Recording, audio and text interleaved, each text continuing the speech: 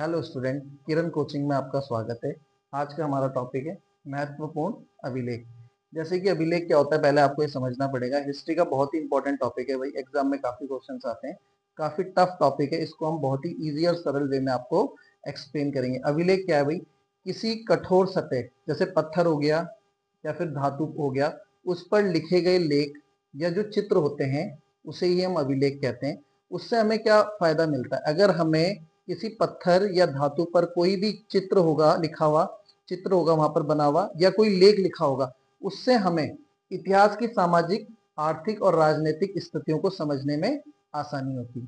तो अभिलेख से हम जानकारी जुटा सकते हैं भाई। भारत में महत्वपूर्ण बहुत सारे अभिलेख हैं जो आपके एग्जाम में आते रहते हैं। अगर हम बात करें अभिलेख के अध्ययन को, तो इसे हम कहते हैं भाई एपिग्राफी। ध्यान रखना, अगर एग्जाम में पूछेगा कि अभिलेख के अध्ययन को क्या कहते हैं, एपिग्राफी। ठीक है भाई, ध्यान रखना है अभिलेख क्या होता है।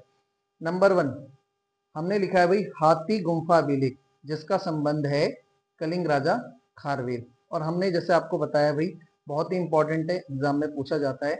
हाथी गुम्फा अभिलेख किससे संबंधित है? कलिंग राजा खारवेल। आपको अच्छे से ध्यान रखना है भाई। अब देखो, इसको आपको किस तरीके से याद करना है। हाथी और एक शब्द आपने लेना है खार। ठीक है भाई, ध्यान रहेगा, हाथी खार। ठीक है भाई, आपने ध्यान रखना है। जैसे कि आपने देखा होगा, जब हाथी को गुस्सा आता है या हाथी को खार आता है तो बहुत ज्यादा एग्रेसिव हो जाता है, चीजों को बहुत ज्यादा नुकसान पहुंचाता है। आपकी बाइक हो, गाड़ी हो, उस पर अटैक करता है। तो हाथी को खार नहीं आनी चाहिए भाई। हाथी का जो गुस्सा है बहुत ही ज्यादा एग्रेसिव होता है। तो ध्यान रखना है भाई, हाथी को खार नहीं आनी चाहिए, वरना आप ही को दिक्कत हो जाएगी। ठीक है भाई, ऋषिकेश वगैरह में आपने देखा होगा, जब आप उधर से जाओगे तो हाथी का गुस्सा आपको वहां पर दिख जाएगा। किस हिसाब से चीजें हाथी डिस्ट्रॉय करता है। ठीक है, हाथी को खार नहीं आना चाहिए। इसी में एक शब्द है कलिंग। कलिंग बहुत इंपॉर्टेंट शब्द है। पहले तो ये पूछा जाता है कि कलिंग कहाँ पर है। कलिंग जो जगह है वो आपकी उड़ीसा में। ठीक है भाई, कलिंग युद्ध के बाद ही अशोक का हृदय परिवर्तन, एग्जाम में बार बार पूछा जाता है। अशोक का हृदय परिवर्तन इस युद्ध के बाद, कलिंग युद्ध के बाद। कलिंग युद्ध की जानकारी हमें 13वें शिलालेख से मिलती है। अशोक का जो 13वां शिलालेख है, वहां से हमें कलिंग युद्ध की जानकारी मिलती है। ध्यान रखना, बहुत ही इंपॉर्टेंट।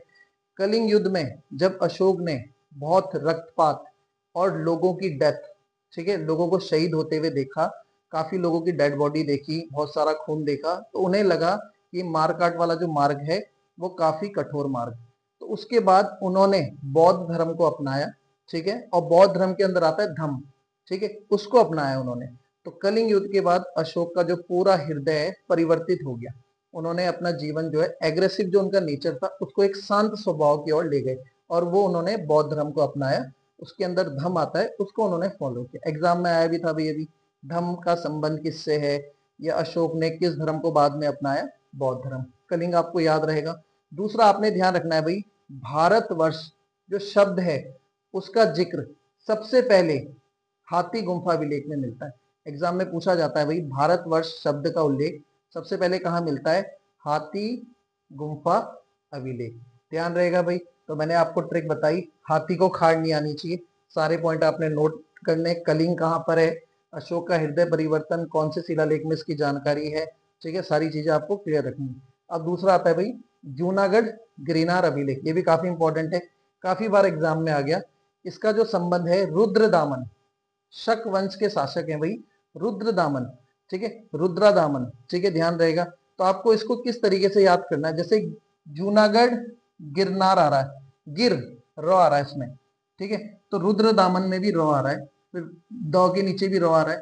तो रो से आप इसको याद रख सकते हैं भाई, गिरनार रो आ रहा है, रुद्र में भी रो आ रहा है, तो आप एग्जाम में रिलेट कर सकते हो। जूनागढ़ गिरिनार, गिर रुद्र, रो आ रहा है ना, गिर रुद्र। इस तरीके से आपको उसको याद करना है। जूनागढ़ गिरिनार का जो संबंध है रुद्रदामन, बड़ा ही इंपॉर्टेंट है भाई। जो आपका गिरिनार पर्वत है वो आपका गुजरात में पड़ता है, इसको आपने ध्यान रखना है भाई, बड़ा ही इंपॉर्टेंट है। आपसे पूछेगा गिरिनार पर्वत कहाँ है, या जूनागढ़ गिरिनार अभिलेख कहाँ पर है? गुजरात। ठीक है, अगर हम बात करेंगे इसकी भाषा की, इसकी भाषा संस्कृत और इसकी लिपि ब्राह्मी है, बड़ा ही इंपॉर्टेंट है। जूनागढ़ गिरिनार अभिलेख की भाषा संस्कृत, ठीक है भाई, और लिपि क्या है? ब्राह्मी। बड़ा ही इंपॉर्टेंट है भाई, ये बड़ा इंपॉर्टेंट है, इससे एग्जाम में भी क्वेश्चन आया था भाई। जैसा आपने देखा होगा भाई कि सुदर्शन झील का निर्माण किसने किया? चंद्रगुप्त मौर्य ने। बड़ा ही इंपॉर्टेंट क्वेश्चन है, एग्जाम में आया था। सुदर्शन झील किसने बनाई भाई, का निर्माण किसने किया, चंद्रगुप्त मौर्य ने। सुदर्शन झील का निर्माण किसने किया, चंद्रगुप्त मौर्य। इसकी जो जानकारी हमें मिलती है कि सुदर्शन झील जो है चंद्रगुप्त मौर्य के द्वारा बनाई गई, इसकी जानकारी हमें जूनागढ़ गिरनार अभिलेख में मिलती है। बड़ा ही इंपॉर्टेंट है भाई, आपने ध्यान रखना है, आपके एग्जाम में आया था। सुदर्शन झील का निर्माण किसने किया, चंद्रगुप्त मौर्य। इसकी जानकारी हमें मिलती है जूनागढ़ गिरनार अभिलेख। ठीक है, अब हम बात करते हैं, इसी से रिलेटेड एक और क्वेश्चन आया भाई, जो इसका जीर्णोद्धार किया गया, सुदर्शन झील का जीर्णोद्धार क्या होता है, किसी भी चीज की मरम्मत करना या नवीनीकरण या उस चीज को नए सिरे से बनाना। ठीक है भाई, तो अगर सुदर्शन झील का जीर्णोद्धार आएगा, ठीक है भाई, ध्यान रखना है, जीर्णोद्धार का मतलब होता है मरम्मत कह सकते हो आप, नवीनीकरण कह सकते हो। तो इसमें 3 लोगों के नाम आपने याद रखने, अशोक, रुद्रदामन और तीसरा नाम स्कंदगुप्त। ठीक है, अशोक हो गया, रुद्रदामन हो गया और स्कंदगुप्त।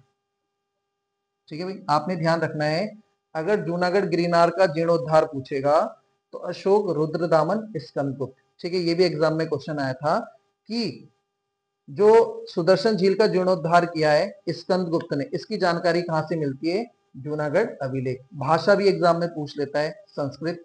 लिपि आपने ध्यान रखना है, ब्राह्मी लिपि। ठीक है भाई, बड़ा ही इंपॉर्टेंट है। तो मैंने पहले कहा हाथी को खाड़ नहीं आना चाहिए, फिर मैंने कहा जूनागढ़ गिरनार, रॉ आ रहा, रुद्रदामन में भी स्टार्टिंग में रॉ आ रहा, रॉ से रॉ को रिलेट करेंगे।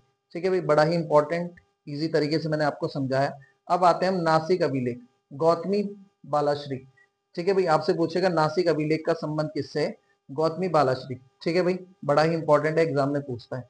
तो देखो भाई, जब भी गौतम बुद्ध ने अपने बल का प्रयोग किया, गौतम बुद्ध ने अपने बल का प्रयोग किया, तो उसके बाद नाश होना शुरू हो गया था भाई। अगर गौतम बुद्ध, ठीक है, गौतम से बनेगा गौतमी, बुद्ध से बनेगा बालाश्री। जब गौतम बुद्ध ने अपने बल का प्रयोग किया तो उसके बाद नाश हुआ, नाश से बनेगा नासिक। भाई गौतम बुद्ध जब भी अपने बल का प्रयोग करेंगे, गौतमी बालाश्री, ठीक है भाई, तो उसके बाद क्या शुरू हुआ, नाश, नाश से क्या बनेगा, नासिक। इस तरीके से आप याद कर सकते हो, गौतम बुद्ध जब भी बल का प्रयोग करेंगे उससे क्या होगा, नाश। ठीक है, एग्जाम में पूछ लेता है भाई।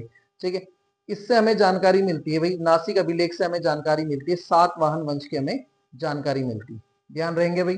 ठीक है, और ये नासिक अभिलेख जो है गौतमी बालाश्री का है। ठीक है, और जो गौतमी के पुत्र थे सातकर्णी, उनसे संबंधित है, उनके शौर्य के बारे में, उनके युद्ध के बारे में इस अभिलेख में जानकारी मिलती है। तो सातवाहन वंश की इस नासिक अभिलेख में आपको जानकारी मिलेगी, बड़ा ही इंपॉर्टेंट है। नासिक अभिलेख की जो आपको नासिक अभिलेख में जानकारी मिलेगी, सातवाहन वंश। अब एग्जाम में पूछ लेता है सातवाहन वंश के संस्थापक कौन है, बहुत बार आता है एग्जाम में। तो सातवाहन वंश के संस्थापक है सिमुक, आपने याद रखना है, सातवाहन वंश के संस्थापक हैं सिमुक। तो नासिक अभिलेख से आपको सातवाहन वंश की जानकारी मिलती है, और नासिक अभिलेख किसका है, गौतमी बालाश्री का। ठीक है, इसके बाद आता है नंबर 4, प्रयाग स्तंभ लेख। वेरी वेरी इंपॉर्टेंट, इसके तो आपके एग्जाम में आने के काफी चांस है, और एग्जाम में बार बार आता है, बहुत ही ज्यादा इंपॉर्टेंट है प्रयाग स्तंभ लेख, जो आपका समुद्रगुप्त का है। इसको आप एग्जाम में कंफर्म मान के चलें कि क्वेश्चन आएगा भाई, प्रयाग स्तंभ लेख का संबंध किससे है, समुद्रगुप्त। इसको हम इलाहाबाद स्तंभ लेख भी कहते हैं, वर्तमान में इलाहाबाद, ठीक है, या आप प्रयागराज कह सकते हो। तो अशोक स्तंभ में उत्कीर्ण है भाई। ठीक है भाई, जो ये प्रयाग स्तंभ लेख है ये समुद्रगुप्त का है, इसे इलाहाबाद स्तंभ लेख भी कहते हैं। ठीक है भाई, और इस स्तंभ लेख की जो जानकारी है, समुद्रगुप्त की जो दरबारी कवि है हरिसेन, उनके द्वारा रचित है भाई। कभी कभी ऑप्शन में समुद्रगुप्त मिलेगा प्रयाग स्तंभ लेख में, कभी कभी समुद्रगुप्त के जो दरबारी कवि है हरिसेन, उनके द्वारा रचित है प्रयाग स्तंभ लेख। ध्यान रहेगा भाई, वर्तमान में प्रयागराज बोलो या इलाहाबाद बोलो में ये स्थित है, और वहां पर प्रयागराज और इलाहाबाद में कहां पर है ये, जहां पर अशोक के स्तंभ है, अशोक स्तंभ में ये उत्कीर्ण है। जो अशोक के स्तंभ है वहां पर इसको आपकी जानकारी मिलेगी। प्रयाग स्तंभ लेख जो है अशोक स्तंभ में उत्कीर्ण है, ध्यान रहेगा भाई। तो प्रयाग स्तंभ लेख ही इलाहाबाद स्तंभ लेख, आप समुद्रगुप्त कह सकते हो, या इसके रचयिता है समुद्रगुप्त के दरबारी कवि हरिसेन, ध्यान रहेगा भाई। तो एग्जाम में आता है भाई। दूसरा इसमें सबसे इंपॉर्टेंट जो भी आपके एग्जाम में क्वेश्चन आया था कि प्रयाग स्तंभ लेख की जो भाषा है, इसकी भी भाषा संस्कृत, और इसकी भी लिपि ब्राह्मी। तो जो जूनागढ़ की भाषा है संस्कृत, वही प्रयाग स्तंभ लेख की है, और जो जूनागढ़ की लिपि है ब्राह्मी, वही इसकी लिपि। ध्यान रहेगा भाई, इसकी कोई ट्रिक नहीं है, क्योंकि एग्जाम में बिल्कुल सेम आता है। प्रयाग स्तंभ लेख किसका है? समुद्रगुप्त। सीधा आपने एग्जाम में लगाना है। इसको इलाहाबाद स्तंभ लेख भी कहते हैं, मैंने आपको बता दिया। वर्तमान में जो अशोक के स्तंभ है वहां पर ये उत्कीर्ण है। ध्यान रहेगा भाई, बहुत इंपॉर्टेंट है, पहली आपको बता दिया एग्जाम के लिए। नंबर 5 में आते हैं भाई, ऐहोल अभिलेख। ठीक है भाई, ध्यान रहेगा, ऐहोल अभिलेख। पुलकेशिन द्वितीय, इसको हमने ट्रिक के माध्यम से हम आपको याद कराएंगे। ऐहोल पुलकेशिन। देखो भाई, आजकल जितने भी पुल बन रहे हैं ना, उसमें होल हो जा रहा है। ठीक है, जितने भी आपके कॉन्ट्रैक्टर हैं, ठीक है, वो पुलों को अच्छे से नहीं बनाते। होल का मतलब है छेद, छिद्र। ठीक है, और होल से फिर क्या होता है, पुल धीरे धीरे टूटना शुरू होता है। तो जितने भी पुल है उसमें क्या हो रहा है, होल। जितने भी पुल हैं भाई अच्छे से नहीं बन रहे, तो पुल से आप पुलकेशिन याद करेंगे, होल से आप होल याद करेंगे। छिद्र हो रहे हैं और छोटे छोटे छिद्र हो रहा है, तो पुल आपका जल्दी टूटेगा। ठीक है भाई, चालुक्य वंश के राजा पुलकेशन के जो कवि हैं रवि कीर्ति, ठीक है भाई, उनकी भी आपको इसमें ऐहोल अभिलेख में जानकारी मिलेगी। ध्यान रहेगा भाई, ऐहोल अभिलेख का संबंध है पुलकेशन द्वितीय। चालुक्य राजा पुलकेशन द्वितीय के जो दरबारी कवि हैं रवि कीर्ति, उनका भी नाम आपने ध्यान रखना है। तो जहां होल है वहां पुल है। जहां गौतम बुद्ध ने बल का प्रयोग किया, वहां पर नाश हो गया। गौतम बुद्ध बल का प्रयोग करेंगे, नाश। ठीक है, हाथी को खाड़ नहीं आना चाहिए। ठीक है, नंबर 6 मंदसौर अभिलेख, मालवा नरेश यशोवर्मन। इसको याद रखना है भाई, मंदसौर अभिलेख, मालवा नरेश यशोवर्मन। इसको आप किस तरीके से याद करेंगे भाई, अगर आपकी क्लास में कोई बच्चा मंद बुद्धि का है, पढ़ाई नहीं कर रहा है, तो उसके अंदर आपने यश डालना है। आपका काम ही है। अगर आप मंद बच्चे के अंदर यश डालोगे तभी तो टैलेंटेड बनेगा। तो मंद के अंदर क्या डालना है, यश। मंद के अंदर क्या डालना है, यश। तो मंदसौर अभिलेख का संबंध है यशोवर्मन से। ध्यान रहेगा, क्लास में कोई भी बच्चा मंद नहीं रहेगा, उसको हमने टैलेंटेड करना, ये हमारा भी उद्देश्य है। तो मंद नहीं होना चाहिए, उसके अंदर यश डालना है। होल नहीं होनी चाहिए, किसमें, पुल में। ठीक है भाई, गौतम बुद्ध अपने बल का प्रयोग करेंगे तो नाश। जूनागढ़ गिरिनार, रौरा रुद्रदामन, हाथी को खाड़ नहीं आनी चाहिए, खारवेल। ठीक है भाई, अब अगला आता है भाई, ग्वालियर अभिलेख का संबंध है प्रतिहार नरेश भोज। ठीक है, गुज्जर प्रतिहार वंश के राजा हैं, मिहिर भोज भी कहते हैं, या आप नरेश भोज भी कह सकते हो, मिहिर भोज भी कह सकते हो। ध्यान रखना है भाई, इसको आप किस तरीके से याद करेंगे, ग्वालियर, ग्वालियर में जो है नरेश ने भोज किया था, नरेश ने खाना खाया था। नरेश भोज, नरेश ने जो भोज लिया था वो ग्वालियर में लिया था। नरेश ने जो भोज लिया था वो ग्वालियर में लिया था भाई, नरेश भोज। ठीक है, आप इसको मिहिर भोज भी कह सकते हैं कभी कभी, नरेश भोज। ठीक है, मिहिर भोज। तो आपने ध्यान रखना है, ग्वालियर में नरेश ने भोज लिया था। ठीक है, ग्वालियर में। ठीक है, ध्यान रहेगा। अगला आता है भाई, भीतरी व जूनागढ़ अभिलेख। ये भी काफी इंपॉर्टेंट है, एग्जाम में आता है भाई। ये दोनों जो अभिलेख हैं, ये स्कंदगुप्त, ये भी एग्जाम में आता है भाई। भीतरी और जूनागढ़ अभिलेख का संबंध किससे है, स्कंदगुप्त। ठीक है भाई, इसको आप किस तरीके से याद करेंगे भाई, भीतर जो है जूनागढ़ के, जैसे आप भीतर गए जूनागढ़ के, आपको वहां पर कौन मिला, स्कंदगुप्त।